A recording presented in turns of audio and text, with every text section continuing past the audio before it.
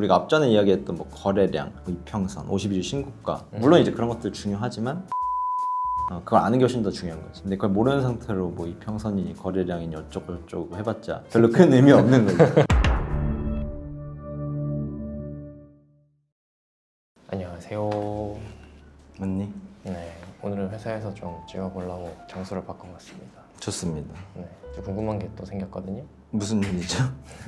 요즘 밑에 사무실 보면 트레이더 자질 테스트 한다고 팀원들이 100불 2배 챌린지 막 이런 거 하고 있거든요. 네. 여러 명이서. 근데 이런 걸 보니까 저런 걸 해서 의미가 있나? 그냥 성향에 따라 단타가 맞는 사람이 있지 않을까? 라는 생각이 들어서 이렇게 성향에 따른 투자 방법에 대해 좀 여쭤보고 싶어서 카메라를 켜봤습니다.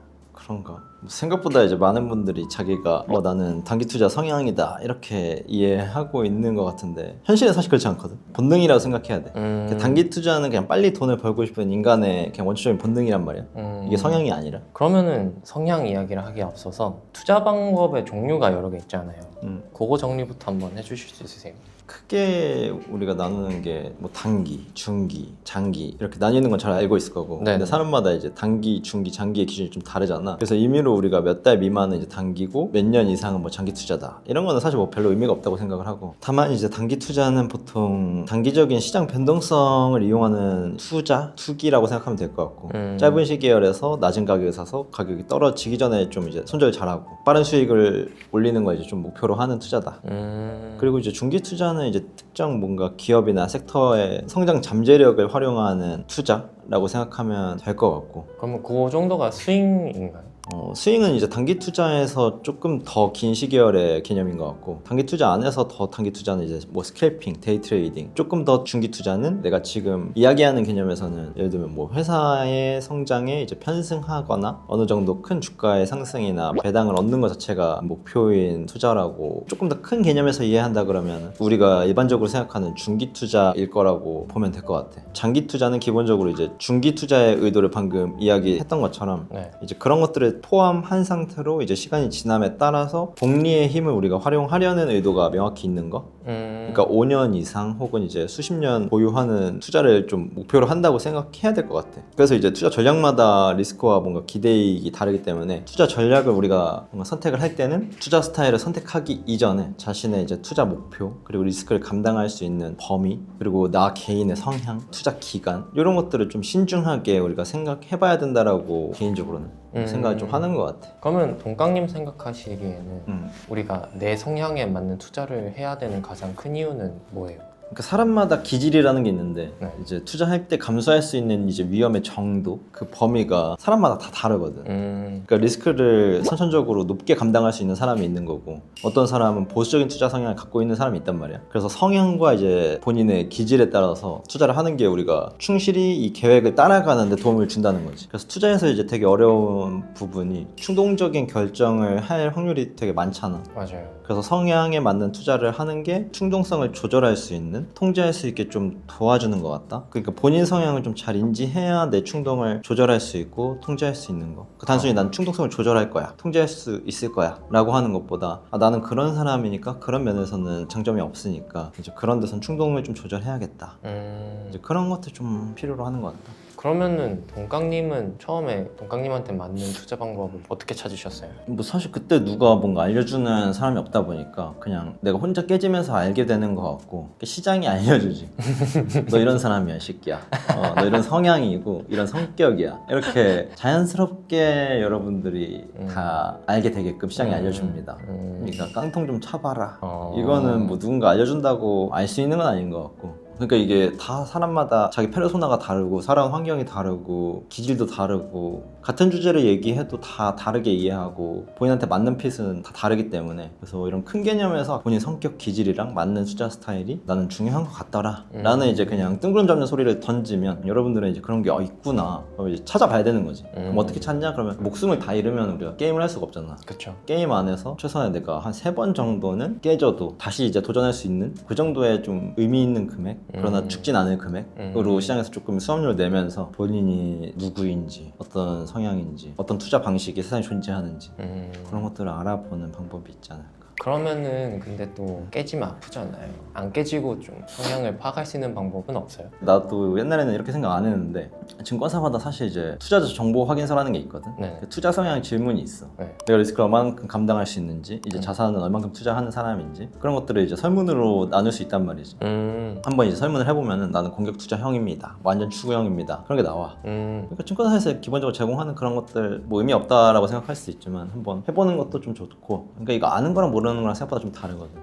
보통 이거 애초에 생각을 안 하기 때문에. 근데 이제 본인이 얼만큼 금액을 투자할 수 있고 투자 기간은 몇 년인지, 어느 정도 수익을 기대하는지, 몇 년 보유할 예정인지 당연히 기본적으로 생각해야 되는 부분이지만, 그 리스트를 쫙 달아서 막상 내가 설문을 해보면은 나 공격 투자 해보고 싶었구나, 혹은 내가 안전 추구형이구나 의외로, 근데 잘못된 거래 방식을 취하고 있었구나 파악할 수 있게 한번 도움 주거든. 그거 그냥 대수롭지 않게 남겼는데 한번 다시 해봐야겠네.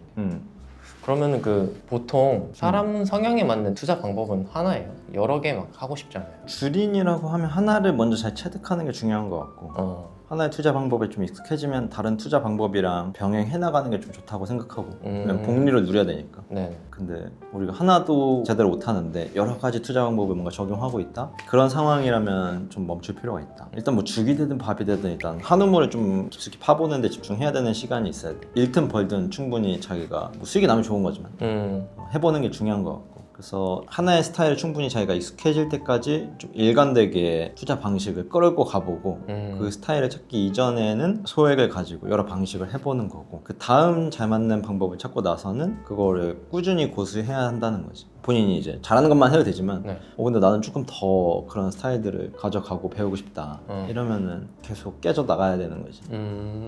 그러고 나서 이제 이렇게 하면 돈이 벌리는구나 라고 어느 정도 그런 생각해도 되는데, 그 전에는 그런 생각하면 안 된다. 돈을 안 벌었는데 뭘 알겠다 이런 말 하면 안 돼.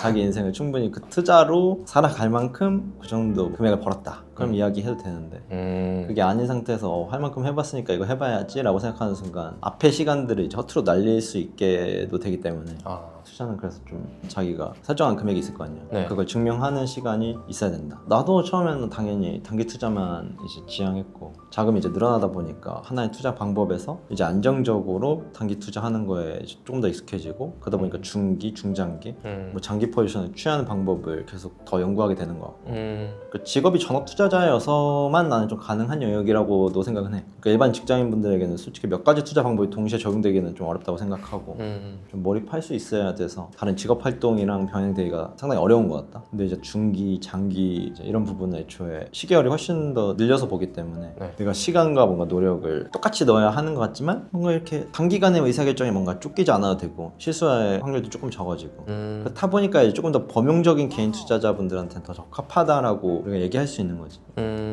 그러면은 직장인인데 단타 성향이 맞는다라고 하면은 어떻게 하는 게 좋아요? 자기가 이제 단타의 성향이 맞는다라고 하면 이미 단타로 크게 수익을 내고 있어야 돼. 혹은 내본 경험이 있어야 돼. 그게 꾸준하게 수익이 나고 있지 않은데 성향이 맞다라고 이야기하는 건 말이 안 되고, 그래서 많은 사람들이 요즘에 막 전업해보려고 한다, 장 좋으니까 막 이러잖아. 전업해도 되는 사람들은 이미 수익을 내고 있어. 그러니까 전업을 해서 단타로 수익이 나는 게 아니라 단타를 할 수 있기 때문에 전업을 하는 거지. 그래서 전업 투자는 근데 직장인보다 이제 안정적이지 않으면 훨씬 힘들지. 자기가 전업 투자라고 떳떳하게 얘기할 수 있으려면 최소한 월에 1,000만 원, 2,000만 원 벌어야 된다. 안정적으로. 그 정도는 벌어야 이제 고용보험, 건강보험 이런 거부터 내가 커리어가 없는 것들 이런 거에서 좀 방어가 되거든. 근데 1, 2천만 원 못 벌어. 한 달에 3,400 벌면서 전업한다 그러면은 엄청 큰 리스크거든. 그러니까 직장 생활하는 수준이 훨씬 더 나을 거야. 뭐 스트레스가 없다 뭐 이런 얘기 하는데 해보면은 근데 그 소리 안 나오지. 그래서 훨씬 안정적이지 않기 때문에 훨씬 더 큰 돈을 벌어야 된다. 그래서 뭐 어쩌다 이제 투자 성향 뭐 이런 거 얘기하다가 이 이야기까지 흐르긴 했는데, 우리가 앞전에 이야기했던 뭐 거래량, 뭐 이평선, 52주 신고가 그런 걸 이제 하기 이전에 자기 성향 파악이 좀 되어야 된다고 생각하고, 물론 이제 그런 것들 중요하지만 누구한테 안 중요할 수도 있거든. 그렇죠. 누군가는 뭐 20년으로 투자 기간을 정해놨는데 이평선이니 그게 뭐가 중요하냐는 거야. 내가 20년 뒤에 팔 주식을 찾는 게 내 성향인가? 그걸 아는 게 훨씬 더 중요한 거지. 근데 그걸 모르는 상태로 뭐 이평선이니 거래량이니 어쩌고 저쩌고 해봤자 별로 큰 의미 없는 거죠. 그래서 1차적으로 우리가 투자를 한다 그러면 기본적으로 투자 기간, 어느 정도의 리스크, 그리고 내 기질, 그에 맞는 상품, 뭐 주식일 수도 있고 뭐 채권일 수도 있고 ETF일 수도 있고 코인일 수도 있고 뭐 예금일 수도 있고 펀드일 수도 있고 다 다르단 말이야. 이제 그거에 나한테 맞는 옷이 뭔지 좀 알아야 된다. 근데 그러기 위해서 내가 어떤 사람인지, 내 체형은 어떤지 좀 알아야 돼. 간땡이가 요만한데 하이리스크 하이리턴으로 투자를 하겠대. 그럼 이제 맞지 않는 옷을 입고 하루 종일 뭔가 시달리는 거잖아. 얼마나 괴로운 인생이야. 근데 그게 이제 대부분이라는 거지. 그러니까 나 같은 경우도 20대 때 장기 투자를 추구한 적이 잠깐 있었는데 그래요? 근데 20대 때 나는 에너지가 너무 많고 영감님처럼 사놓고 어떻게 기다려. 뭔가 계속 하고 싶은 게 많단 말이야. 근데 사놓고 자꾸 내 신경을 건들고 자꾸 주가를 확인하게 되고 기다릴 수가 없는 거야. 그러니까 나이가 들고 힘이 좀 더 빠지고 좀 평온한 상태에서 할 수 있는 건데 20대 때 뭔가 내가 너무 뭐 10년을 바라보는 장기 투자를 하려고 하니까 워킹을 안 하더라고. 나는 낼름 팔고 내일 또 다시 사고 싶고 막 이런 공격적인 투자를 막 하는데 그러니까 내 현재 상황이랑 그 시절에 나랑 안 맞았던 거지. 그러니까 지금부터 내가 한 40이 넘고 40 중반이 되고 그러다 보면 좀 힘이 빠질 거 아니야. 네. 그때는 이제 조금 더 그런 걸 기다리는 게 가능하지 않을까? 확실히 동강님도 하면서 자기 성향을 체득하신 것 같아요. 장기적으로 뭔가 바라고 단타를 하고 뭐 이거는 본능이라서 다 똑같아. 그게 욕망이고 욕심이고 시기와 질투 그런 거에서 파생돼서 다 그렇단 말이야. 근데 그게 내 성향인가? 라고 생각하면 안 된다는 거지. 그냥 본능이다. 그래서 뭐 이게 되게 원론적인 이야기지만 굉장히 중요한 이야기라고 뭐 생각은 하고 그래서 주변 사람들한테 그런 거 좀 많이 얘기하는 편이거든. 그럼 또 이제 뜬금잠도 소리하네, 술이나 먹자 이러는 그러니까 이게 그냥 여러분들이 생각을 충분히 하고 돈을 잃든 벌든 그게 훨씬 더 여러분들한테 그냥 장기적인 개인의 목표, 지정적인 자유 그런 것들을 도달하는 데 있어서 도움이 되지 않을까. 그러니까 이런 얘기밖에 할 수가 없어. 너무 다 다르고. 근데 진짜 깨달음을 많이 얻는 말인 것 같아요. 그래서 많은 분들이 그런 것들에 대한 고민이 있겠지만 여러분들의 문제가 아니다. 네. 주식하고 단타 안 쳐본 사람이 있으면 나와보라고.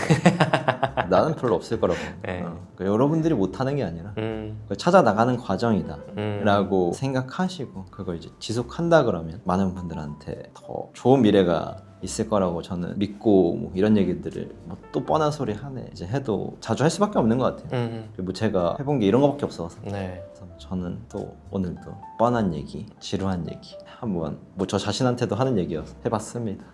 너무 좋은 시간이었습니다. 네, 그러면 저는 또 지루한 인생을 좀 더 다이나믹하게 살러 가보겠습니다. 안녕.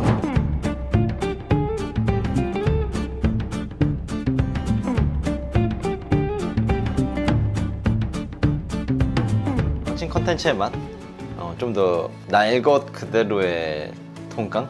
강민우? 이제 보시고 싶은 분들은 아마 오늘 이 배에 타면은 경험하지 않을까 개인적으로 생각하고 있습니다.